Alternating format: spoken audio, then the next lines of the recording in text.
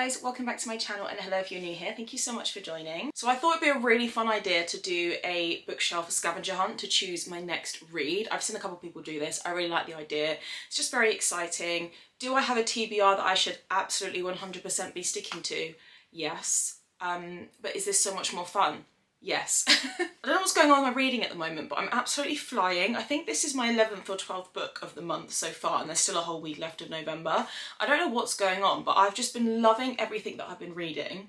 Yesterday I managed to finish a book in one day. Granted, it was only 320 pages, but I can't remember the last time I did that, and I was at work, so I'm just really loving what I'm reading. You cannot pry a book out of my fingers if you tried at the moment. So because of that, I just thought, let's just kind of switch things up a bit. I've been okay, I've been pretty good at following my TBR this month. I'm going to deviate ever so slightly, but I just felt like my bookshelves are in minor disarray at the moment, and I have a feeling they might get a little bit messy whilst doing this, so I thought this is the perfect time. That's my excuse. So I did a quick Google of the questions for this scavenger hunt. Oh, it sounds so fun. I don't know who the original creator was or anything like that, so I'm not able to tag them. So basically it's a series of questions, and each question will lead you to find a different book, a different book, a different book, and then when you get to the end, that is the book that you're going to read. So hopefully we can get a good book out of this, and then obviously we'll vlog reading it. First question is choose a book with a cover that you love, and then find a book with a similar cover. Okay, I mean, there's so many covers that I love, because if you've been a subscriber for a while, you've probably heard me say this countless times. I'm obsessed with pretty covers and alternate edition version covers and special edition covers, so that's quite a difficult one. Let me see. We'll go with one that's my favourite colour, which, because it's right here in front of me. I'm obsessed with the cover of this book. So this is Empire of Sin by Rena Kent, and I just think it's beautiful. The tone on the back here is literally my all-time favourite colour ever. I love the colour lilac. You'll probably guess because I used to always have all my thumbnails in lilac. I think this is so beautiful. It's got all the flowers on it and everything. So that's the cover that I like, and then the question says, and then find a book with a similar cover. So we're looking for purple flowers, right? Purple flowers. Okay, I'm really impressed with this. I think it could not get any similar if I tried. So I found Nanny for the Neighbours by Lily Gold, and then this is Empire of Sin. That, I'm really proud, I'm happy with that. I'm proud of myself with that. So yes, I haven't actually read, this is actually, I just read Empire of Desires. This is the next Rena Kent book that I've got to read, but I haven't read this, and I've owned this for about 2 years and haven't got around to it. It's part of my never-ending physical TBR, this poor book, but this is such a lovely cover. And then the next question is turn to page 50 and then find a book that has one of the words on the page in the title or the cover. So page 50. Okay, I've just read through the page, and the page is literally a scene where a child is screaming in the doctor's office. So it's mainly dialogue, a couple of swear words, and that's it. So that's going to be quite difficult. Screaming. So I'm probably gonna have to go, this is impossible. Okay, I'm trying to think. Oh man. No, okay, I think this is the closest I'm gonna get. So it says the screaming gets louder. So I'm gonna go with screaming because I have this book by Anne Jones, which is In Silence She Screams. Screams is in the cover of this book. This is the closest I feel like we're gonna get without me sitting here for literally 20 minutes. I own like 600 books. I've got books here and I've got books behind the camera too that you can't see. So I could be here for a very long time. This kind of popped into mind, so we're gonna go with that. So In Silence She Screams. That's as close as we're gonna get without being here for like 2 hours. Then it says, list the tropes of the book and find a book with similar tropes. So I haven't actually read this book yet, but I do know the tropes of this. I know it's like a circus, it's dark romance, it's romantic suspense, mystery, possessive MMCs, that sort of stuff, obviously. Well, that's going to be easy to find because that is essentially my whole entire library. Okay, so I picked out Pretty Monster by Sheridan Ann. I haven't actually read this either, but I do know what all the tropes and everything are in this. This again it's a stalker romance, possessive MMC, it's a dark romance, and I think there is some aspects of like mystery in this. So we're gonna go with this one, Pretty Monster. This cover as well is lovely. This is why I own so many books, because not only do I love physical copies and like to read anyway, but I genuinely just love I love the covers. I need them in my vicinity at all times. Okay, now find a book with opposite tropes from this book. Well, that should be easy because this is dark stalker romance. So if we go opposite, anything that's not dark, basically like a rom-com or something, maybe like neighbours or roommates, because if this is stalker, then if someone's like your roommate, or maybe childhood. What about childhood friends to lovers because they already know each other? Anybody who already knows the other person instead of being stalked by them, I suppose. The ones that I tend to display the most are all of my dark romances, so we're going to have to go around here. Right, we're in the next section of the library. So we're going to search this area. I feel like this could be a good shout. Okay, so I've gone with Just for the Summer by Abby Jimenez because even though I don't know too much about it, I just had a quick Google of the tropes because I was sort of going through my rom-com shelf, which isn't as large as those shelves are because that's not what I tend to read. I just feel like, I mean, it couldn't get more opposite, could I? I mean, even look at the cover. This just looks like rainbows and sunshine, and the other one just looks like, I don't know, something to do with serial unalivers. So yeah, we're going to go Just for the Summer by Abby Jimenez. I do find that quite difficult because these books I do not have in abundance, I have to say. Okay, now it says, reverse the page number of this book and find a book with a similar number of pages. So this book is 405 pages, so 504 pages. That should be quite easy actually. That actually took me a hot minute because quite often I was finding that it would either be like 520 or 480 pages and it wasn't quite close enough. I've gone through so many books. The closest I've managed to find is Twisted Obsession by S. Massery. It's 507 pages and we needed 504. I feel like that is as close as we're gonna get, so I'm quite proud of that. This Hockey God series I've been meaning to read all year long. It's just the story of my life. Okay, then it says find a book with a similar colour scheme to this book. Mint green and black. Okay, I feel like I have absolutely smashed it here, guys. I've smashed it. Look at that. I've absolutely, I mean, obviously the back's not quite, but the colour scheme, spot on. I don't think it could get closer than that. I'm so proud of that. They look so pretty together. I love this colour scheme as well. I think it's so nice. So yeah, this is Prince and the Pawn by B.B. Reed, which is from the When Rivals Play series. Again, another series which I haven't read yet. Been meaning to, you know, as always. Then it says, find a book that was published in the same year. So what year was this published in? So this was published in 2020. I already know. I know what book that's going to be. I know in my sleep every single thing about this book. This is Credence by Penelope Douglas, and this says it was published in 2020. I know I'm trying to show you like as if you can read that, but yes, published. I knew that immediately. The minute I saw 2020, I was like, Credence. Okay, then it says go to the first page and count the number of letters in the first word, and then find a book with a similar number of pages. So with this, normally, whatever the amount of letters is, you would times it then by 100. So where's chapter 1? So 300 pages. I feel like I'm going to struggle with that actually, because I know I can think off the top of my head how many books I've got that are like 320, 350 pages, or maybe like 280. But 300 is quite hard to find. Let's go hunting.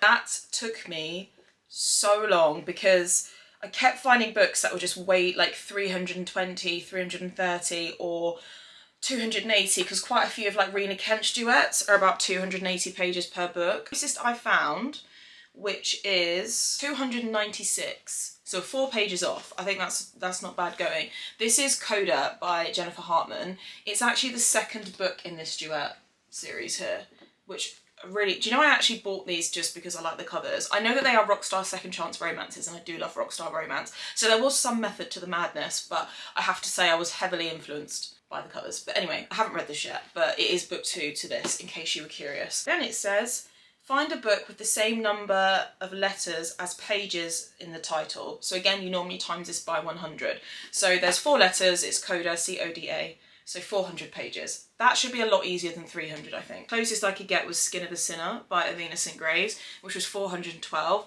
So many of my books are like 420 plus pages. So we're gonna go with this one. So this is actually on my TBR for this month. Find a book where the title or author name starts with the same letter as the letters in this book. So Skin of a Sinner, so S.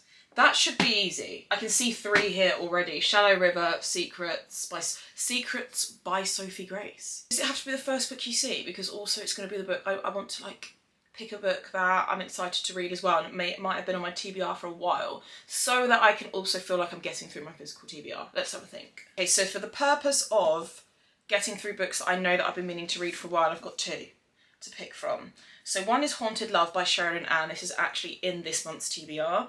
And then the other one is Bad Boy Blues by Saffron A. Kent. One of my favourite authors. Have not read anything by this author, so... The only thing is, I've just read the blurb on this, and this sounds extremely dark. So it's a... Haunted Love is a dark brother's best friend standalone romance, but it reads really dark on the back. I don't know if I'm in the mood for something overly dark, because I have actually read quite a lot of dark romances recently. So I think I'm going to go with Bad Boy Blues, because Saffron Kent is one of my favourite authors. I love the way she writes. This has obviously got dark elements to it, because this is a bully romance. It's an enemies to lovers bully romance. Such a nice cover though. I should have picked this because it's literally on my TBR, but you know, it's like a reader problem, and I don't know, what can I say? What can I say? Also, all the books that were just left on my bed were of the exact same colour scheme. How satisfying is that? Or is that just a me thing? I think it might just be you, Poppy.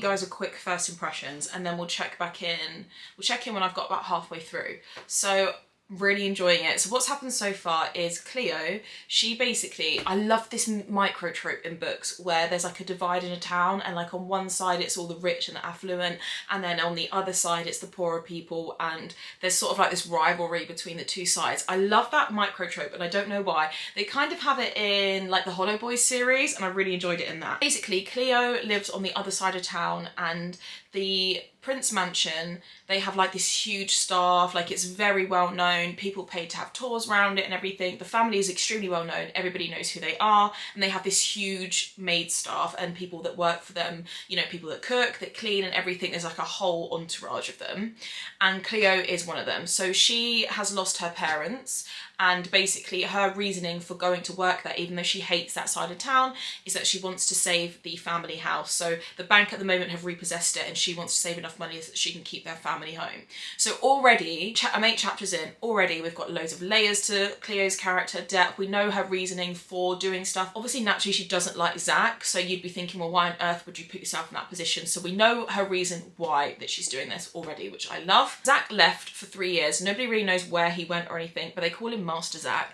He has now returned, and they have got some history back from when they were in school together. So he was her bully in school, but despite that, she can't help but be attracted to him. And he's back, she wants to keep her distance from him, and the tension between the two of them is tangible right now. There's a scene where they're hosting this party for his return, and she goes outside and he's outside smoking a cigarette, and she's describing him, and he's got really tanned and he's grown in the last 3 years and he's more muscly and all that stuff. And their interaction is tense. It's good already. I'm really enjoying it already. So far, so good. Obviously, you know, very early days right now, but I'm enjoying it.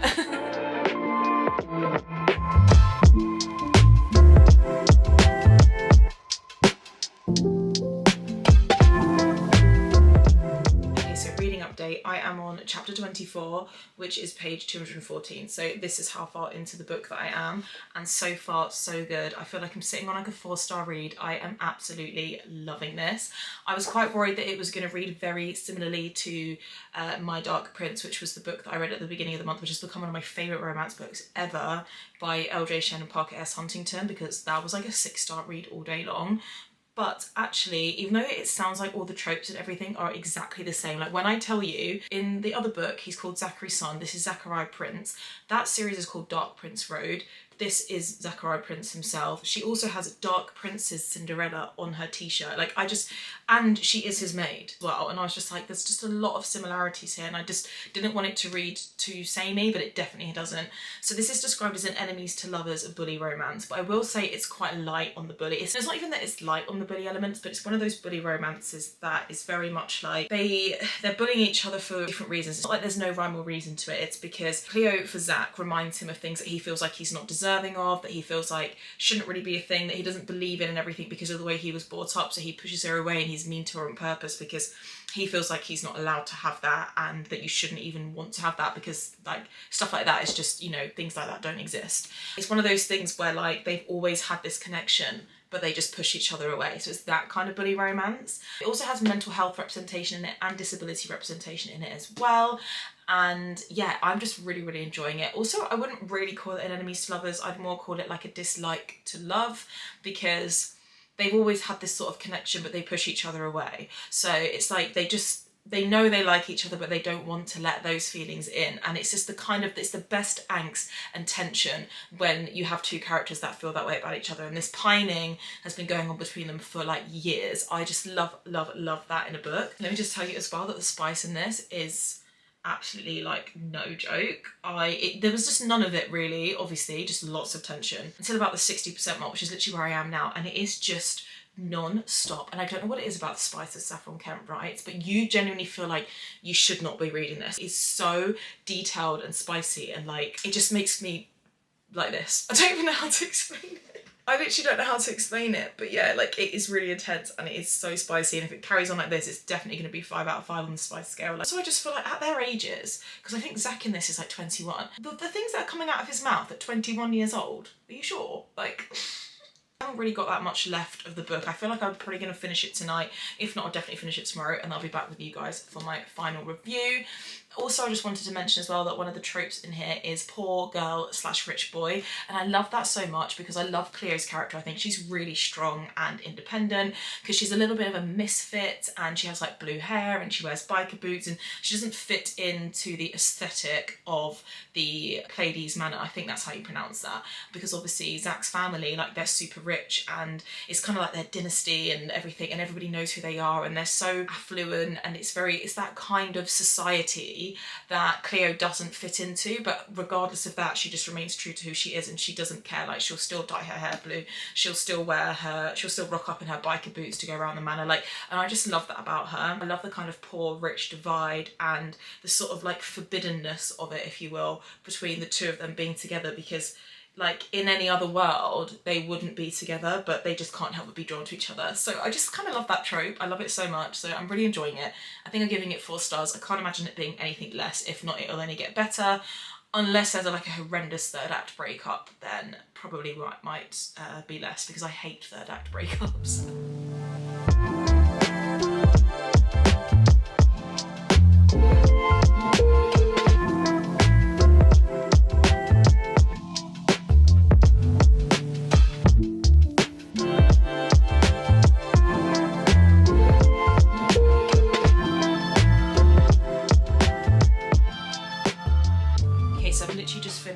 Bad Boy Blues. I managed to make really good inroads into it last night, but do you ever have it when you have like 50 pages left of the book but you cannot keep your eyes open? So I literally quickly finished the rest of the book off this morning. I've read the last 50 pages and I'm going to settle with 4 stars. This was so good. So I can't remember what I said in my last update, because I think that was yesterday, but basically we'd got to the point where they were sort of giving into the fact that they know that they have feelings for each other.